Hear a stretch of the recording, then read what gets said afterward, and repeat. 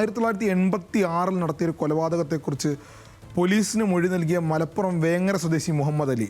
അതൊരു ഞെട്ടിക്കുന്ന വെളിപ്പെടുത്തലാണ്. അദ്ദേഹത്തിൻ്റെ ഞെട്ടിക്കുന്ന വെളിപ്പെടുത്തൽ ഇന്നലെ മനോരമ ദിനപത്രം അവരുടെ ഒന്നാം പേജിൽ വലിയ വാർത്തയായി നൽകിയിരുന്നു. സ്വാഭാവികമായും ഒരു കൊലപാതകം ഞാൻ നടത്തിയെന്ന് ഞാൻ വെളിപ്പെടുത്തുന്നു. അതിനുശേഷം അടുത്ത ദിവസം ഞാൻ മറ്റൊരു കൊലപാതകം കൂടി നടത്തുന്ന വെളിപ്പെടുത്തുകയാണ്. അങ്ങനെ മനോരമ ഇത് രണ്ടാം ദിവസവും അവർക്ക് വലിയ വാർത്തയായി നൽകാൻ കഴിയുന്നു, അവരുടെ വലിയ വാർത്തയായി നൽകാൻ കഴിയുന്നു. മറ്റാർക്കും ആ വാർത്ത ആ രൂപത്തിൽ ഫോളോ ചെയ്യാൻ കഴിയുന്നില്ല. അതുകൊണ്ട് ആ വാർത്ത എടുത്താണ് നമ്മൾ ആദ്യം പോകുന്നത്. മുഹമ്മദ് അലി മറ്റൊരു ഞെട്ടിക്കുന്ന വെളിപ്പെടുത്തൽ കൂടി നടത്തുന്നുണ്ട് എന്നുള്ളത് പോലീസിനെ വല്ലാതെ പ്രതിസന്ധിയിലാക്കുകയാണ്. കോഴിക്കോട് പോലീസ് ശരിക്കും പൊട്ടിരിക്കുന്ന അവസ്ഥയിലേക്കാണ് കാര്യങ്ങൾ പോകുന്നത്. കൊലപാതകം 1 അല്ല 2 എന്നാണ് മനോരമയുടെ ഹെഡിങ്.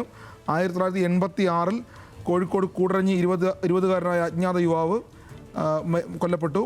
89 കോഴിക്കോട് വെള്ളയിൽ ബീച്ചിൽ അജ്ഞാത യുവാവ് കൊല്ലപ്പെട്ടു എന്നാണ് രണ്ടാമത്തെ. ഇപ്പോൾ അദ്ദേഹത്തിൻ്റെ രണ്ടാമത്തെ വെളിപ്പെടുത്തൽ വരുന്നത് 1989 ഒരാളെ കൂടി കൊലപ്പെടുത്തിയെന്നാണ് മുഹമ്മദ് അലി പറയുന്നത്.